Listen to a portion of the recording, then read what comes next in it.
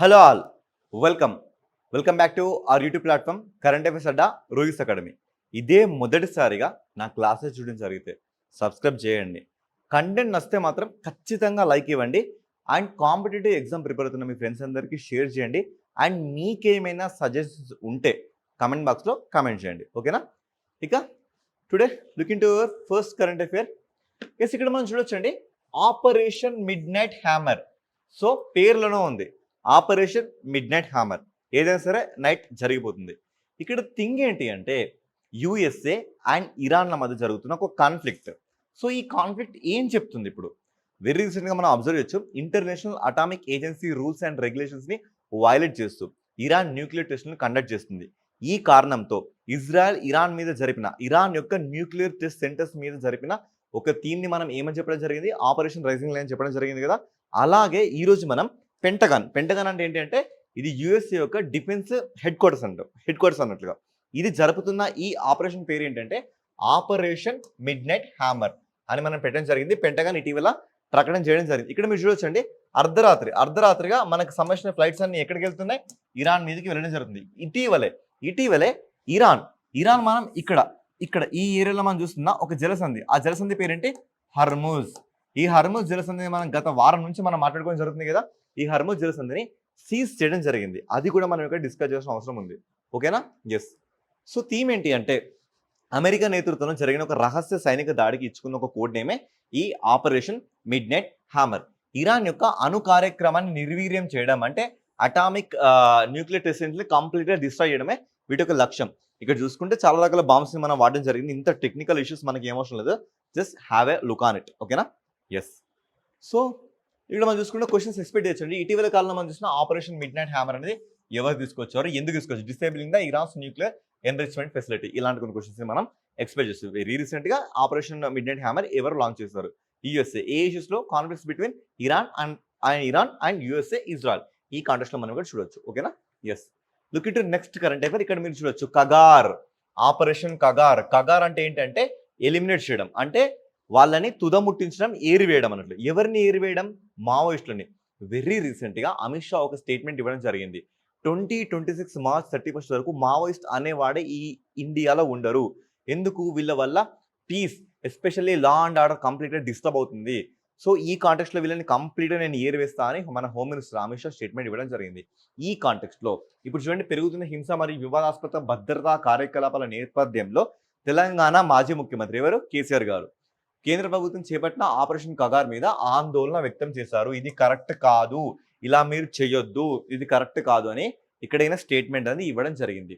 So ఇప్పుడు మనం చూసుకుంటే అసలు ఈ కగార్ ఏం చేస్తుంది? ఛత్తీస్గఢ్లో దాదాపుగా మావోయిస్ట్ తిరుగుబాటుదారులు అందరూ ఇక్కడ ఉంటారు. ఎస్పెషల్లీ మన దంతేవాడ కానీ, బస్తర్ కానీ, రాయ్పూర్ కానీ, ఈ ఏరియా మొత్తం ఎక్కువ వరకు మావోయిస్ట్ ప్రభావిత ఏరియాలు కదా. సో ఇక్కడ ఈ ఆపరేషన్ నిర్వహిస్తే ఇక్కడ ఈ ఆపరేషన్ మాత్రమే కాదు, లోకల్ ట్రైబ్స్ అంటే గిరిజన జాతులకు చెందిన వారి మీద కూడా విచక్షణ రహితంగా కాల్పులు జరపడం కానీ, వాళ్ళని హింసించడం కానీ, ఇలాంటి థింగ్స్ కూడా ఇక్కడ జరుగుతున్నాయి అని ఈ కరెంట్ అఫైర్, ఈ స్టేట్మెంట్ అనేది ఇక్కడ ఇవ్వడం జరిగింది. సో చూసుకుంటే గిరిజనులు మరియు స్థానిక సమాజాల మీద కూడా చాలా వరకు ప్రభావం చూపుతుంది. అదేవిధంగా సో ఇక్కడ ప్రభుత్వం లొంగిపోవడానికి కాకుండా చాలా వరకు ఎవరైతే లొంగిపోకుండా ఉన్న మావోయిస్టులని చాలా మందిని అంతం చేస్తుంది, ఇలా ప్రాణనష్టం జరుగుతుంది అని చెప్పడం జరుగుతుంది. ఇటీవల కాలంలో ఆపరేషన్ కగార్ దేని గురించి చెప్తుంది, దట్స్ ఇట్, సరిపోతుందండి, ఇంతే. సో ఇక్కడ మనం చూస్తే దాదాపుగా హైలీ ఎఫెక్టెడ్ ఏరియాస్ ఎక్కడెక్కడ ఉన్నాయి మనకి. సో చూడండి, ఇదంతా హైలీ ఎఫెక్టెడ్ ఏరియానే కదా. ఇదంతా హైలీ ఎఫెక్టెడ్ ఏరియా ఇక్కడ ఈ ఛత్తీస్గఢ్లో కనబడుతుంది, తర్వాత మనకి ఇక్కడ జార్ఖండ్లో కనబడుతుంది.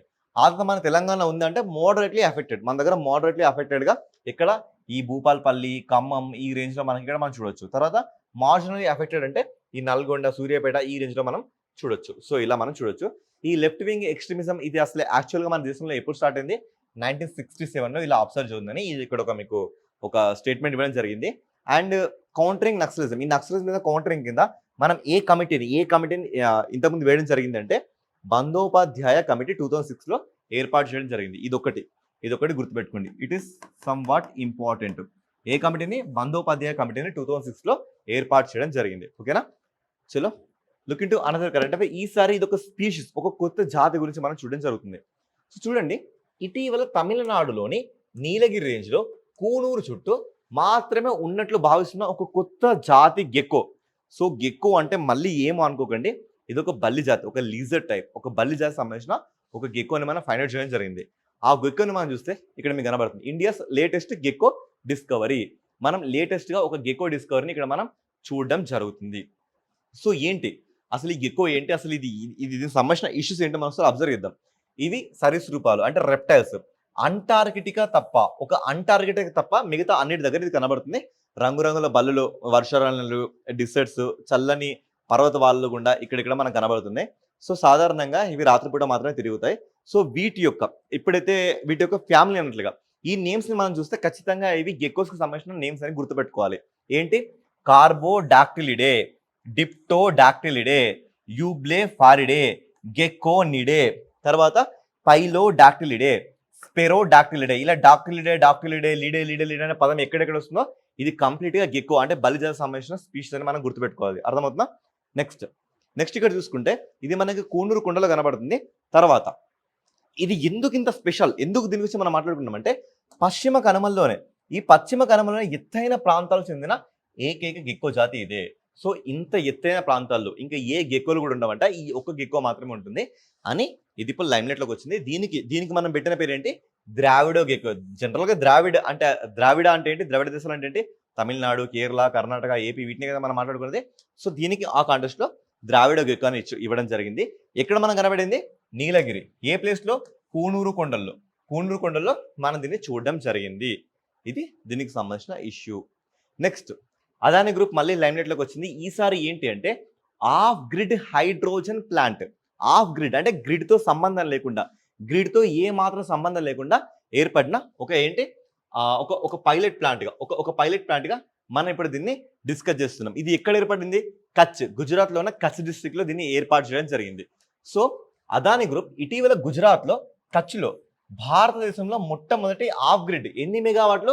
5 మెగావాట్లు. సార్ ఇది ఇంపార్టెంటా అంటే ఆబ్వియస్లీగా ఇంపార్టెంట్. ఓకేనా? సో 5 మెగావాట్ల గ్రీన్ హైడ్రోజన్ పైలట్ ప్లాంట్ ని ఏర్పాటు చేసింది. ఇది ఎక్కడ? కచ్ అండ్ గుజరాత్ ఏర్పాటు చేసింది. సో ఇది ఒక సూపర్లేటివ్ అండి. ఎందుకు సూపర్లేటివ్ గా మాట్లాడుతున్నా అంటే ఇక్కడ చూడండి, భారతదేశంలోనే మొట్టమొదటిసారిగా ఆఫ్ గ్రిడ్ అంటే దీనికి గ్రిడ్ తో సంబంధం లేకుండా ఉన్న ప్లేస్ లోనే ఇది ఉంటుందండి. గ్రిడ్ తో సంబంధం లేకుండా దీన్ని ఏర్పాటు చేయడం జరిగింది.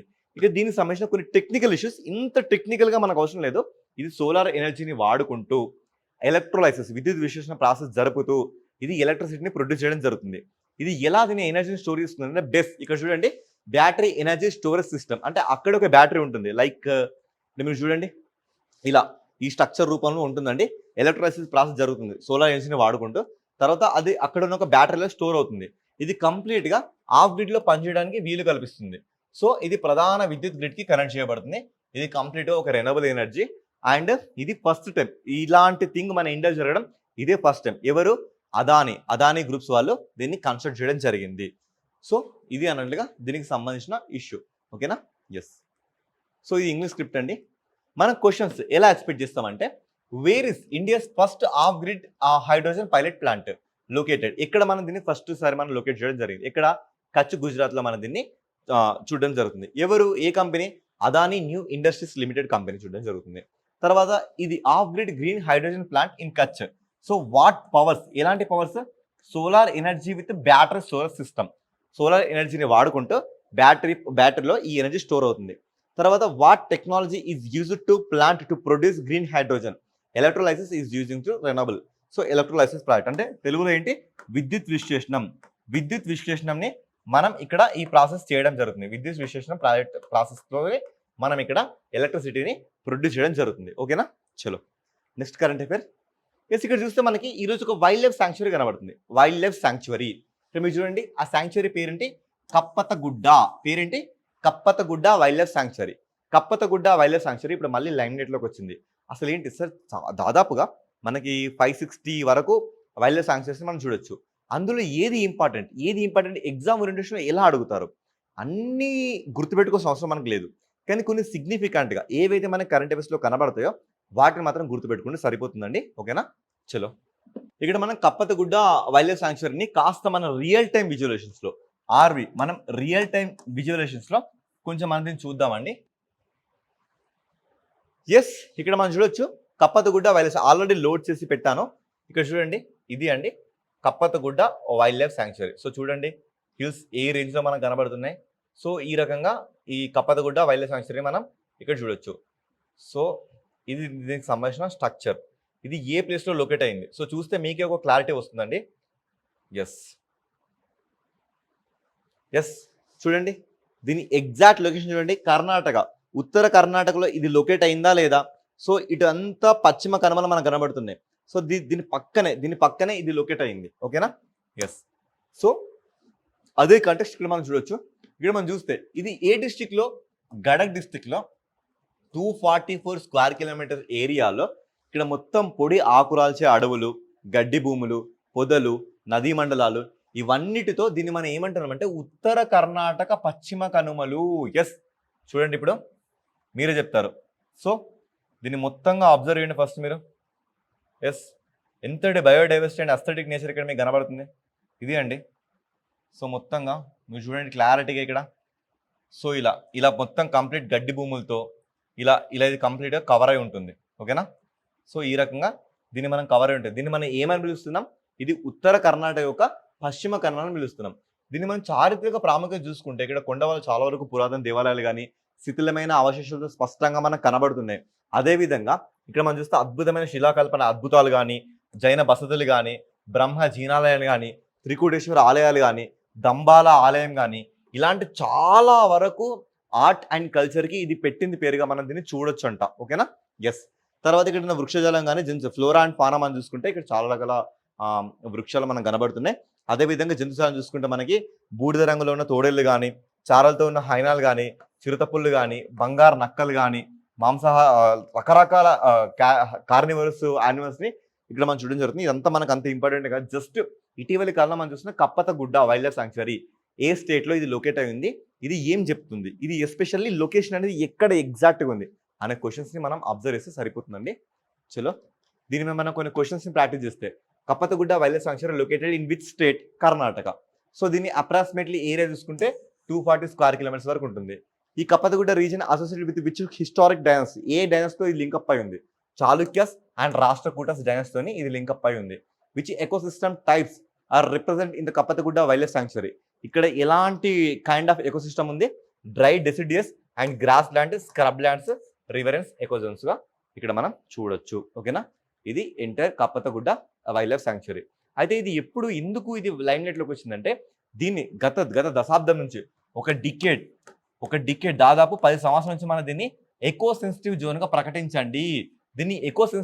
ప్రకటించండి అని ఉద్యమాలు చేయడం జరుగుతుంది. ఇప్పుడు ఫైనల్గా దీనికి నోటిఫికేషన్ జరిగింది. సో ఇప్పుడు దీన్ని ఎకో సెన్సిటివ్ జోన్గా ప్రకటించడం జరగబోతుంది. ఆ కాంటెక్స్ట్లో ఇప్పుడు ఇది లైమ్ లైట్లోకి వచ్చింది. ఓకేనా. ఎస్. ఇక నెక్స్ట్ కరెంట్ అఫైర్, ఇది కూడా జాగ్రఫికల్ రిలేటెడ్. ఇలియమ్నా వాల్కనో. ఇప్పుడు ఇలియమ్నా వాల్కనో చూడండి, ఇది కంప్లీట్గా దేనితోని, ఐస్తో, మంచుతోనే కదా ఇది మొత్తం కప్పబడి ఉంది. సో ఇది ఇప్పుడు రెడీ టు రంబుల్, అంటే ఇది పేలడానికి రెడీగా ఉంది. ఇక్కడ చూడండి, recent satellite image showing Alaska's Iliamna volcano ready to rumble has sparked renewed interest in the snow-covered peak, just as scientists recorded a spike earthquakes on its slopes. So చూస్తే ఇక్కడ ఏం చెప్తుందంటే, ఈ ఏరియా అండి మీకు కనబడుతున్న ఈ ఏరియా ఉంది కదా, ఈ ఏరియాలో ఒక శాటిలైట్ ఇమేజ్ ఇప్పుడు ఏం చెప్తుందంటే, ఈ ఏరియా మొత్తం ఎర్త్క్వాక్స్కి లోనైందంట, అంటే భూకంపాలు వచ్చినట్టు. సో ఇదేంటి ఇప్పుడు పేలడానికి లేదా కూలిపోవడానికి సంథింగ్ దానికి ఇది రెడీగా ఉందని ఇది చెప్పడం జరుగుతుంది. ఆ కాంటెక్స్ట్లో ఎస్పెషల్గా వరల్డ్ జాగ్రఫీ ఏరియా పరంగా ఇలాంటి క్వశ్చన్స్ని మనం ఎక్స్పెక్ట్ చేయొచ్చు. ఓకేనా. ఎస్. సో దీన్ని కాస్త మనం అబ్జర్వ్ చేస్తే, ఇలియమ్నా అగ్నిపర్వతం గురించి మనం చూసుకుంటే, ఇది ఎక్కడుంది, యునైటెడ్ స్టేట్స్లో నైరుతి అలాస్కా. అర్థమవుతుందా. అలాస్కాకి ఇలా సౌత్ వెస్ట్ సైడ్ ఇది లొకేట్ అయింది. ఇది అలాస్కా అయితే దీనికి నైరుతి సైడ్ ఇది లొకేట్ అయి ఉంది. తర్వాత ఇది లేక్ క్లార్క్ నేషనల్ పార్క్ మరియు ప్రిజర్వ్లో చిగ్మిట్ పర్వతాల్లో ఉంది. సో ఆ పర్వతాల పేరేంటి, ప్రిజర్వ్లోని చిగ్మిట్ పర్వతాల్లో ఇది లొకేట్ అయి ఉంది. ఆ నేషనల్ పార్క్ ఏంటి, lake Clark national park. So ఇది అంటే సంబంధించిన ఇష్యూ ఇంత డెప్త్గా మీకు తీసుకెళ్లరు. బట్ దీని స్ట్రక్చర్ ఏంటి అంటే, ఇది స్ట్రాటో వాల్కనో అంటే మనకి ఇలా ఉంటుందండి, ఇలా. సో ఇలా ఒక కోన్ షేప్లో ఉంటుంది. ఇది ఎరప్ట్ అయితే మనకి ఇలా అనేది లావా బయటకు వస్తుంది. ఇది ఒక స్ట్రాటో వాల్కనో షేప్ అన్నట్టుగా. సో ఇది దీనికి సంబంధించిన మొత్తం ఇష్యూ ఇదంతా మీకు ఏం అవసరం లేదు. ఇది హిమాని నదాలకి పెట్టింది పేరుగా దీన్ని మనం చూసుకుంటామంట. ఒకసారి దీన్ని మనం రియల్ టైం విజువలేషన్ అబ్జర్వ్ చేస్తే, సో చూడండి, ఇది స్ట్రాటో వాల్కనో. మీకు అర్థమవుతుంది కదా స్ట్రాటో వాల్కనో అంటే ఎలా ఉందో దాని షేప్. ఈ షేప్ మాత్రం చాలా చాలా చాలా ఇంపార్టెంట్ అండి. ఈ shape very very very important. ఇది స్ట్రాటో వాల్కనోలా లేదా నార్మల్ వాల్కనోలా, సర్క్యులర్ వాల్కనోలా, చాలా రకాల మన క్వశ్చన్స్ని ఇక్కడ ఎక్స్పెక్ట్ చేయొచ్చు. చూడండి ఇది దీనికి సంబంధించిన ఇష్యూ. ఇదేంటి రియల్ టైం విజువలైజేషన్ అంటే ఎస్ మీరు చూడొచ్చు. ఇది దీనికి సంబంధించిన ఇష్యూ. ఇది అలాస్కాకి ఇలా ఇలా ఇలా ఇలా నైరుతి సైడ్ ఉంది కదా, సో సౌత్ వెస్ట్ సైడ్ ఉంది కదా. ఎస్ సో దీని మీద క్వశ్చన్స్ మనం చూస్తే ఇది ఎక్కడ లొకేట్ అయింది? అలాస్కా లొకేట్ అయింది యునైటెడ్ స్టేట్స్లో. సో దీని హైట్ అప్రాక్సిమేట్లీ ఉంది 10,000 feet లేదంటే 3,553 meters వరకు ఇది ఉంది. When did Iliamna last time erupt? ఇది ఎప్పుడు ఎరప్ట్ అయింది? 1867లో ఎరప్ట్ అయింది. What type of the volcano of Iliamna? ఇది ఎలాంటి వాల్కనో? స్ట్రాటో వాల్కనో. అంటే మనకి ఇలా ఈ షేప్లో ఉంది. ఓకేనా? So next current affair. Yes AP and national issues పరంగా ఇది చాలా చాలా ఇంపార్టెంట్. పాలకొల్లుకు చెందిన ఒక అమ్మాయి అంతరిక్షయానం అందరికీ సాధ్యమయ్యే పని కాదు, అలాంటి అసాధ్యాన్ని సుసాధ్యం చేసింది మన తెలుగు అమ్మాయి పాలకొల్లుకు చెందిన Jahnavi Dangeti. So actual thing ఏంటి అంటే 2029లో టైటాన్ యొక్క ఆర్బిటాల్ పోర్ట్ అంతరిక్ష కేంద్రానికి ఒక ఒక ఒక ఒక ఓఎస్ రెడీ అయింది, అంటే ఒక ప్రయాణం రెడీ అయింది. ఈ ప్రయాణానికి సెలెక్ట్ అయిన ఒక అమ్మాయి మన ఆంధ్రప్రదేశ్ నుంచి. ఇక్కడ టైటాన్ అంటే ఏంటి సార్? ఇది ఏంటి అంటే శని గ్రహం యొక్క ఉపగ్రహం. అర్థమవుతుందా? శని యొక్క ఇది శాటిలైట్, సాటర్న్ యొక్క శాటిలైట్. ఓకేనా? సో దీనికి ఈ ప్రయారిటీకి మన తెలుగు అమ్మాయి సెలెక్ట్ అయింది. సో ఈ కాంటెస్ట్లో ఇది ఒక సూపర్లేటివ్ టాపిక్ అండి. నేషనల్ ఇష్యూ కానీ ఏపీ ఇష్యూ కానీ ఖచ్చితంగా గుర్తుపెట్టుకోవాల్సిన ఇష్యూ. నాసా యొక్క ఎయిర్ అండ్ స్పేస్ ప్రోగ్రామ్ పూర్తి చేసిన మొదటి భారతీయురాలు ఎవరు? జాహ్నవి దంగేటి. సో ఇది ఈ అమ్మాయి గురించిన ఇష్యూ. సరిపోతుంది, వార్తల్లో వ్యక్తులు. ఓకేనా? ఎస్. ఇక్కడ నెక్స్ట్ మనం ఇక్కడ ఒక స్కీమ్ గురించి చూడొచ్చండి. విద్యాశక్తి స్కీమ్. ఈ విద్యాశక్తి స్కీమ్ ఇక్కడ ఏం చెప్తుందంటే ఎవరైతే పిల్లలు చదువులో వెనకంజలో ఉన్నారో వాళ్ళందరికీ మన రిమీడియల్స్ అంటే మళ్ళీ వాళ్ళని తిరిగి తీసుకొచ్చి వాళ్ళని ఇంకా ఉత్తీర్ణ తీర్చిదిద్దాలి అనే ఒక గ్రేట్ ఇనిషియేటివే ఈ విద్యా స్కీమ్.